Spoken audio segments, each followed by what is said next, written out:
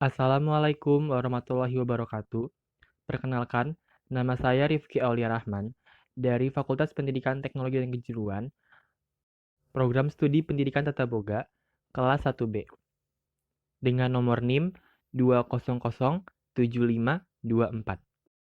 Di sini saya akan menjelaskan tinjauan historis Pancasila, sejarah perumusan Pancasila, dan fungsi Pancasila dalam mata kuliah Pendidikan Pancasila. Sebelumnya perlu kita ketahui bahwa Pancasila merupakan dasar negara sejak 18 Agustus 1945 yang disahkan oleh PPKI atau Lembaga Badan Konstituante yang berwenang dalam merumuskan dan mengesahkan dasar negara Indonesia Merdeka. Dalam hal ini kita perlu menelusuri konsep dan urgensi Pancasila dalam arus sejarah bangsa Indonesia. Yang pertama adalah periode pengusulan Pancasila. Lahirnya suatu ideologi bangsa diawali dengan adanya rasa nasionalisme yang tinggi. Salah satunya adalah Sumpah Pemuda, yang merupakan politik awal pergerakan tokoh-tokoh sehingga sidang BPUPKI yang dilaksanakan oleh Laksamana Maeda tidak sedikit pun ada investasi dari pihak Jepang. Para peserta sidang BPUPKI ditunjuk secara adil, bukan hanya atas dasar konstituensi, yang melainkan atas dasar integritas dan rekam jejak masing-masing. Pancasila bersifat sakti karena berhasil memenuhi keabsahan prosedural dan esensial secara sekaligus. Hingga akhirnya, sidang BPUPKI berlangsung secara bertahap dan penuh dengan semangat musyawarah. Perumusan Pancasila awalnya dilakukan dalam sidang BPUPKI pertama pada tanggal 29 Mei sampai dengan 1 Juni 1945. BPUPKI dibentuk pada tanggal 29 April 1945 dengan jumlah anggota 60 orang dan diketuai oleh Dr. Rajiman Widyodiningrat dan dua orang wakil yaitu Raden Panji Suroso dan Ichi Bangase. Kemudian, BPUPKI dilantik pada tanggal 29 Mei 1945 di Jakarta dan dimulailah sidang pertama dengan pokok pembahasan calon dasar negara. Dalam sidang pertama, terdapat 4 tokoh negara yang merumuskan dasar negara. Keempat tokoh tersebut adalah Mr. Muhammad Yamin, I.R. Soekarno, Ki Bagus Hadikusumo, dan Mr. Supomo. Dari keempat tokoh tersebut, terpilihlah I.R. Soekarno yang menyampaikan pidatonya pada tanggal 1 Juni 1945 dengan menyampaikan 5 butir gagasannya tentang dasar negara. Yang pertama, nasionalisme atau kebangsaan Indonesia. Kedua, internasionalisme atau perikemanusiaan. Yang ketiga, mufakat atau demokrasi. Yang keempat, kesejahteraan sosial. Dan yang kelima adalah ketuhanan yang berkebudayaan. 5 gagasan tersebut diberi nama oleh Soekarno dengan nama Pancasila. Selain mengusulkan 5 gagasan, bila ada yang tidak menyukai dengan angka 5, Soekarno menawarkan dengan angka 3 atau 3 gagasan yang dia sebut sebagai Trisila, yang isinya adalah sosionasionalisme, sosiodemokrasi, dan ketuhanan yang Maha Esa. Soekarno juga menawarkan angka 1 yang diberi nama dengan Ekasila, yang berisi satu gagasan yaitu gotong royong. Hingga akhirnya pada 1 Juni diperingati sebagai hari lahirnya Pancasila. Setelah menyampaikan pidatonya, Soekarno membentuk panitia kecil yang beranggotakan 8 orang yang bertugas untuk menampung usul-usul seputar calon dasar negara yang kemudian sidang BPUPKI diberhentikan untuk sementara. Setelah periode pengusulan Pancasila, kita akan membahas tentang periode perumusan Pancasila. Hal ini berlangsung pada sidang BPUPKI yang kedua pada tanggal 10 sampai dengan 16 Juli 1945, di mana terdapat hal yang sangat penting, yaitu disepakatinya naskah awal pembukaan hukum dasar yang kemudian dikenal sebagai Piagam Jakarta. Pada Piagam Jakarta, alinea keempat terdapat perumusan Pancasila sebagai berikut. Ketuhanan dengan kewajiban menjalankan syariat Islam bagi pemeluk-pemeluknya, kemanusiaan yang adil dan beradab, persatuan Indonesia, kerakyatan yang dipimpin oleh hikmat kebijaksanaan dalam permusyawaratan perwakilan, dan keadilan sosial bagi seluruh rakyat Indonesia. Piagam Jakarta pada kemudian hari dijadikan sebagai pembukaan Undang-Undang Dasar 1945 dengan segala perubahan di dalamnya. Di tengah persiapan kemerdekaan, muncul kabar bahwa takluknya Jepang terhadap sekutu, di mana peristiwa ditandai dengan jatuhnya bom atom di kota Hiroshima pada tanggal 6 Agustus 1945.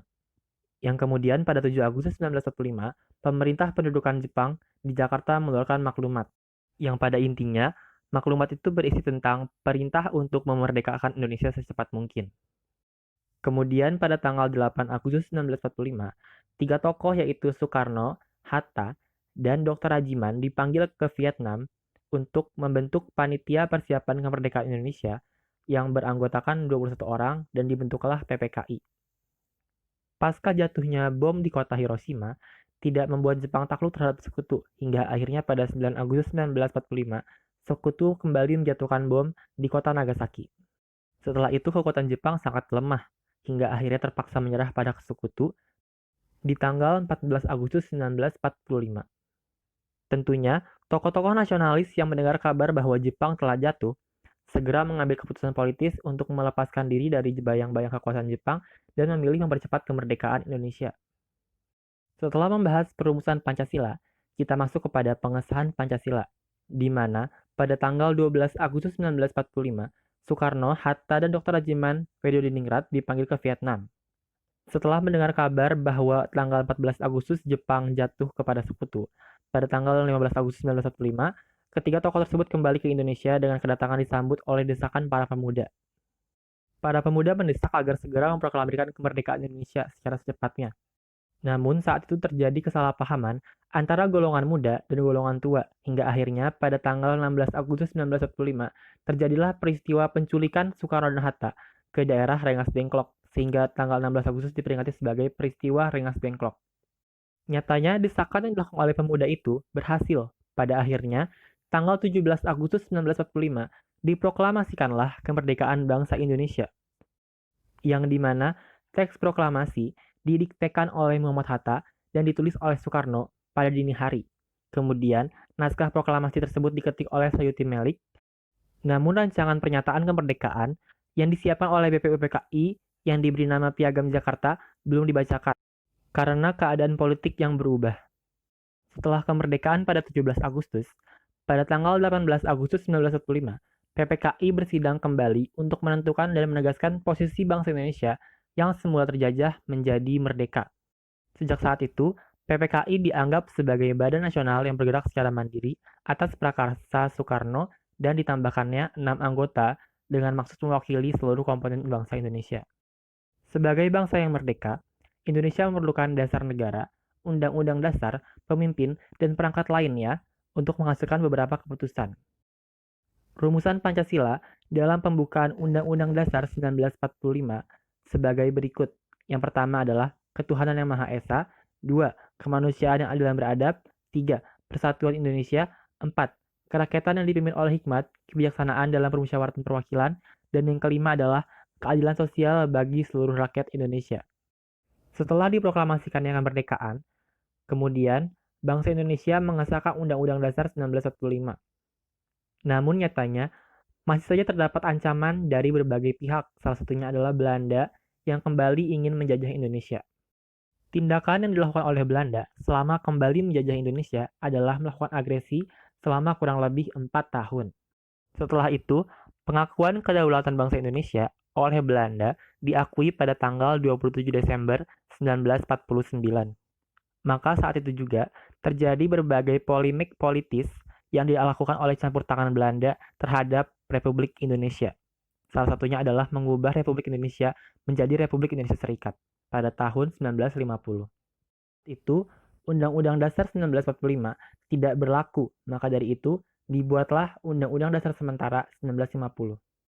Namun pada akhirnya, Undang-Undang Dasar 1945 tetap digunakan kembali oleh negara Republik Indonesia. Setelah membahas konsep dan urgensi Pancasila, selanjutnya kita akan menanyakan alasan diperlukannya Pancasila dalam kajian sejarah bangsa Indonesia. Yang pertama, Pancasila sebagai identitas bangsa Indonesia. Hal ini merupakan konsekuensi dari proses inkulturasi dan akulturasi, di mana kebudayaan itu sendiri mengandung banyak pengertian dan definisi. Kebudayaan ditarik ke dalam kehidupan berbangsa dan bernegara. Kebudayaan bangsa Indonesia merupakan hasil inkulturasi, yaitu proses perpaduan elemen budaya dalam kehidupan masyarakat, sehingga menjadikan masyarakat berkembang secara dinamis. Pancasila sebagai identitas diri bangsa disebut sebagai jati diri bangsa.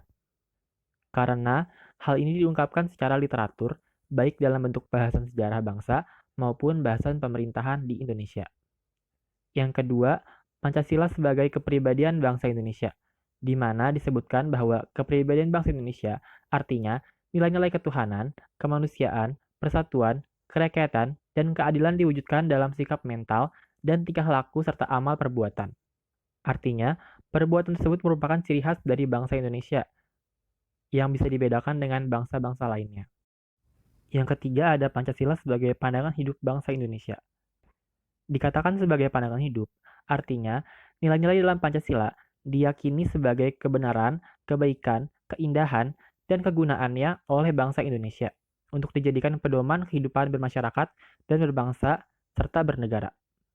Yang keempat ada Pancasila sebagai jiwa bangsa, artinya Pancasila lahir bersamaan dengan lahirnya bangsa Indonesia. Dan yang kelima adalah Pancasila sebagai perjanjian luhur. Maksudnya adalah nilai-nilai Pancasila sebagai jiwa bangsa dan kepribadian bangsa disepakati oleh para pendiri negara sebagai dasar negara Indonesia. Kemudian, kita perlu menggali sumber historis, sosiologis, politis tentang Pancasila dalam kajian sejarah bangsa Indonesia. Yang pertama adalah sumber historis Pancasila. Di sini, nilai-nilai Pancasila sudah ada dalam adat istiadat, kebudayaan, dan agama yang berkembang dalam kehidupan bangsa Indonesia sejak zaman ke zaman. Misalnya, sila ketuhanan sudah ada pada zaman dahulu, di mana praktik pemujaan beraneka ragam, tetapi pengakuan tentang adanya Tuhan sudah diakui. Yang kedua, sumber sosiologis Pancasila, di mana nilai-nilai Pancasila secara sosiologis telah ada dalam masyarakat Indonesia sejak dahulu hingga sekarang.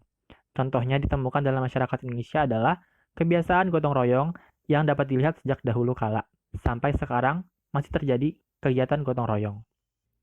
Yang ketiga adalah sumber politis Pancasila. Sebagaimana diketahui, bahwa nilai-nilai dasar yang terkandung dalam Pancasila bersumber dan digali dari lokal wisdom, budaya, dan pengalaman bangsa Indonesia, termasuk pengalaman dalam berhubungan dengan bangsa-bangsa lain. Misalnya ditemukan dalam desa. Terdapat pola kehidupan yang bersatu dan demokratif yang dijiwai oleh semangat kekeluargaan, sebagaimana tercermin dalam sila keempat kerakyatan yang dipimpin oleh hikmah, kebijaksanaan dalam pemusyawaratan dan perwakilan. Pembahasan terakhir adalah membangun argumen tentang dinamika dan tantangan Pancasila dalam kajian sejarah bangsa Indonesia. Yang pertama ada argumen tentang dinamika Pancasila dalam sejarah bangsa. Dinamika Pancasila dalam sejarah bangsa memperlihatkan adanya pasang surut dalam pemahaman dan pelaksanaan nilai-nilai Pancasila.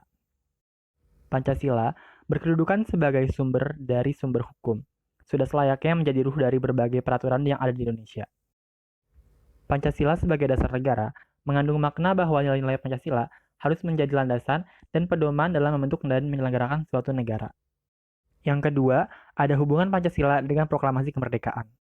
Setelah proklamasi dibacakan pada tanggal 17 Agustus 1945, keesokan harinya, pada tanggal 18, disusun suatu naskah Undang-Undang Dasar yang di dalamnya memuat pembukaan. Dengan demikian, sifat hubungan antara pembukaan dan proklamasi yaitu memberikan penjelasan, penegasan, dan pertanggungjawaban terhadap dilaksanakannya proklamasi pada tanggal 17 Agustus 1945. Yang ketiga, ada hubungan Pancasila dengan pembukaan Undang-Undang Dasar 1945. Noto Nagoro menegaskan bahwa Undang-Undang Dasar tidak merupakan peraturan hukum yang tertinggi di atasnya. Masih ada dasar-dasar pokok bagi Undang-Undang Dasar yang dinamakan sebagai kaidah negara yang fundamental. Maka dapat disimpulkan bahwa hubungan Pancasila dengan Undang-Undang Dasar 1945 antara lain sebagai berikut. Pembukaan Undang-Undang Dasar 1945 memenuhi syarat unsur mutlak sebagai fundamental. Yang kedua, Pancasila sebagai asas kerohanian dari pembukaan Undang-Undang Dasar 1945 secara fundamental maupun ilmiah akademis. Yang keempat, ada penjabaran Pancasila dalam pasal-pasal Undang-Undang Negara Republik Indonesia tahun 1945. Pancasila merupakan nilai dasar yang sifatnya permanen dalam arti secara ilmiah akademis, terutama menurut ilmu hukum, tidak dapat diubah karena merupakan asas kerohanian atau nilai inti dari pembukaan Undang-Undang Dasar 1945 sebagai kaidah negara yang fundamental. Nilai instrumental Pancasila sebagai nilai dasar adalah pasal-pasal dalam Undang-Undang Dasar 1945. Oleh karena itu, kedudukan pasal-pasal berbeda dengan kedudukan Pancasila dan pembukaan Undang-Undang Dasar. Secara implikasi, pasal-pasal dalam Undang-Undang Dasar tidak bersifat permanen, artinya dapat dirubah. Terima kasih. Itu tadi adalah materi-materi dari tinjauan historis Pancasila, sejarah perumusan Pancasila, dan fungsi Pancasila. Sekian informasi yang dapat saya sampaikan. Bila ada salah-salah kata mohon dimaafkan. Kurang lebihnya mohon maaf. Wassalamualaikum warahmatullahi wabarakatuh.